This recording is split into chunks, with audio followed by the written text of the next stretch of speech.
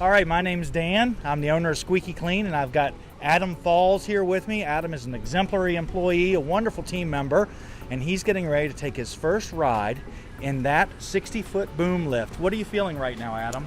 Feeling a little bit excited. I've Yeah. always seen them used at construction sites, and I've never been able to, get my paws on one pretty much. Oh, great. So, Well, he's going to spend the rest of the day on one. Are you prepared to spend the rest of the day into the midnight hours to get this job done? Oh, yeah. Yeah. That's the kind of dedication we're looking for out of our Squeaky Clean team members. Thank you, Adam. Yeah, no problem. Now get in there! Oh.